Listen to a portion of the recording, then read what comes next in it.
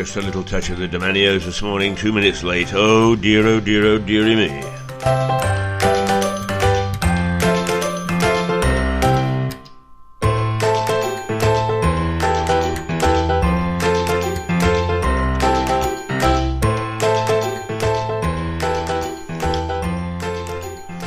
This is Keith Hayes with Rouser Radio, talking to you from East Sussex, the little town of Lewes.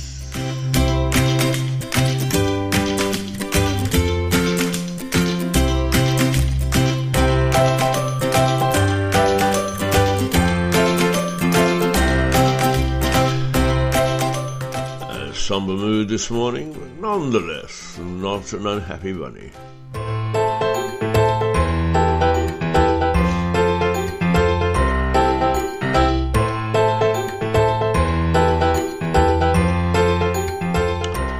Looking good outside, and perhaps after this, time for a coffee and a read of the newspaper in the little square just down the road.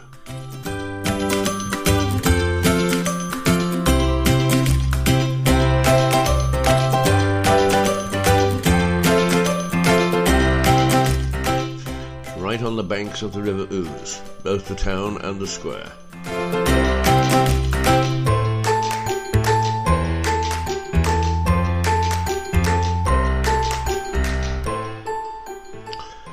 Well, they say, those who know about such things, that it could reach 99 degrees at the weekend, or heading to the weekend. That's pretty hot stuff, 99 degrees. That's in the old money, of course, 99 degrees. I don't know what's that convert to, 40-something or 30-something. I can never tell in the old coinage. I still have to ask if I can pay in guineas for whatever I buy. Not too many people know what they are. But I bet good old Jack did. And those of you who are bemused by this reference to Jack and Jack Domanio, let me keep telling you about him, because he was one of my heroes. Everything can go wrong in this business, in the broadcast game, particularly when you're live and you're fitting into a schedule that is fixed by somebody else, and you're leading, some program on how to make your own funeral, and the next program is make your own beer, and you've got a program in between in which you're supposed to make people laugh. Dear old Jack was famous for always being either late on the air or late off the air, and mucking everything up so that the engineers had to scramble around. But in the meantime, he'd probably given out the wrong day, the wrong time, the wrong date, because he could never get anything right. And yet he was a very, very popular so-called DJ. Now this was back in the 60s and long before many people who are old enough to listen to this sort of stuff today would remember. But Jack Domanio was a legend, and so he should remain a legend. And he's my hero, because things do go wrong, and Jack just laughed them off, and there was nothing the bosses could do about it. I feel like going back to sleep. I don't know why. I went to bed at a very good time last night. I did just a little reading, put the light out, went to bed. I did wake up at about... yes, I remember now. I did wake up at mid-morning, about 3 o'clock. And I went and got a bun, and I had a midnight feast. And then I went back to sleep again, but fairly quickly. So why I should be tired this morning, I have no idea. But there we go. This is the way that the things, particularly in lockdown, the way that they actually affect you. In talking about hitting 99 degrees, one of the things that I remember was that I was training some journalists in northeastern Nigeria, and it was in a place called Damaturu. I have strong affection for Damaturu. Not a place you would want to go to for your holiday, but for me, an interesting place, and a place that I've spent 2 or 3 sessions and enjoyed myself enormously. And I've got some good friends there. But on my first session there were about, 12, 15 or so African journalists waiting to hear the gems drop from my lips, God bless them. And then suddenly 4 of them got up and walked out. And I thought, oh my God, I either insulted them or they're bored, or, oh, what a disaster. But the rest stayed and seemed to be lively enough, so I thought, well, okay, well, if we've lost 4, we've lost 4. And 15 minutes later, they just walked back in without saying a thing, sat down and continued with the course. And not only is Damaturu mostly Muslim, but it's also under Sharia law. And they had to go and say their prayers. So up they got, walked out, said prayers, and came back. But nobody had told me that this was likely to happen. I wondered, what the hell is going on here? I can't be that boring, can I? It was all 4 stood up exactly at the same moment and marched out, almost as if they got it planned. Well, of course they had, really. They'd figured out when it was prayer time, and that was it. And out they went, and got onto their mats and said prayers, and then they came back. And they were very, very nice chaps. Very nice chaps indeed. And I've stayed in touch with people in Damaturu. I rather like the people up there. In fact, I'm one of those strange people that if after lockdown somebody gave me a check and said, Keith, go around the world to wherever you want, pick 10 spots, Damaturu would be one of them. Kosovo would be another. I have had very good times when I've been working rather than just going on holiday. Very good times in some of the most dangerous places in the world, and the unusual. And that, to me, is better than a vacation, than sitting and staring at a bunch of expats, all eyeing the water and wondering whether they should go in, or is there a shark lurking offshore? Which there is now around the Mediterranean coast, apparently, and around our own coast. So do be careful when you get into the water. Don't let your toes get bit or nibbled by a shark. Which reminds me that the movie Jaws was set in an East Coast American town, which depends upon holidaymakers who all came down, and after a couple had been nibbled by the great white shark, then the townspeople decided they'd better do something about it. The hunt is on, and of course it gets very exciting, trying hard to catch this man-eating monster. But the sort of thing people do rush down to wonderful little places is Lewis, Delaware.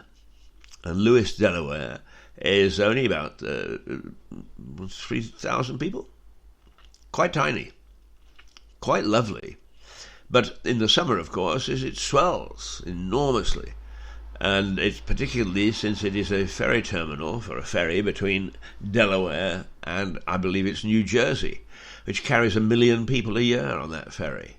So it is very attractive, if you go through a little town like that, to stop off and see whether you can spot the predator, the shark, swimming off the coast and waiting for his supper.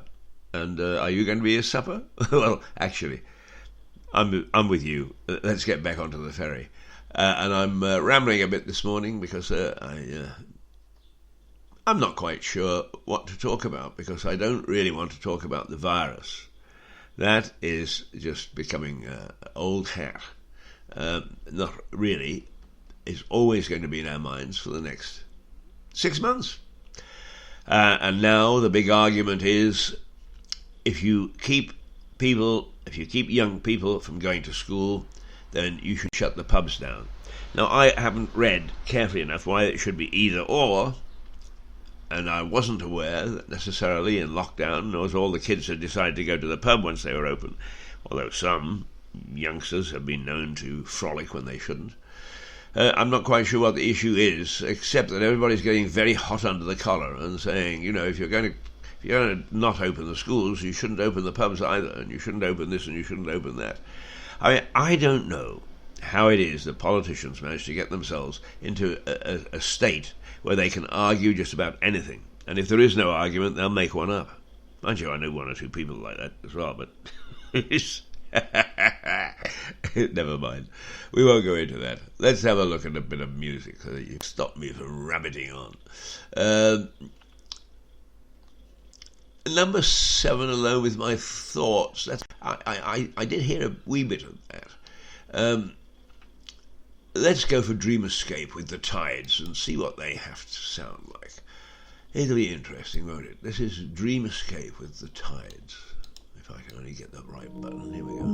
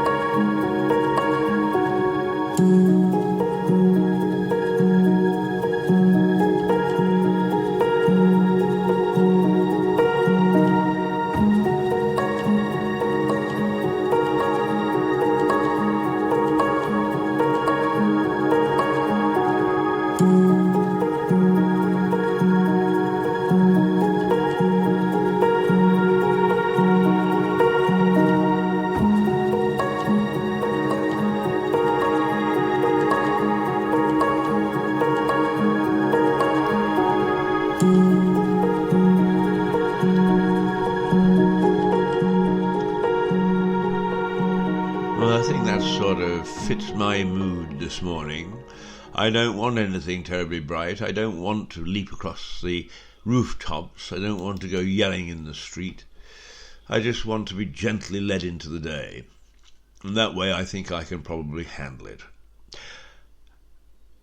Talking about hitting 99 degrees, and why it won't hit 100 I have no idea. Perhaps we've got to push it. Perhaps a few cows have got to let go to just boost it to that one extra degree. But being naughty, very naughty. But when I was 15 or so, this would be in the 1950s. I cycled from my home in Sutton Coldfield along with a friend, and a chap called Roger Kenyon. And after I'd gone to Canada, Roger and I lost touch. I have no idea where he or the family, they're a wonderful family, were. But they had grandparents in Eastbourne, and the idea was that we would cycle down and spend a couple of weeks in Eastbourne as a summer holiday, which we did. We cycled. We stopped halfway down, said to a nice farmer, "Can we put a tent up in your field?" Which he said, "Oh yes, that's perfectly all right." And in those days, you could follow a lot of roads where you weren't going to be bowled aside by cars. Thoroughly pleasant experience. But we got to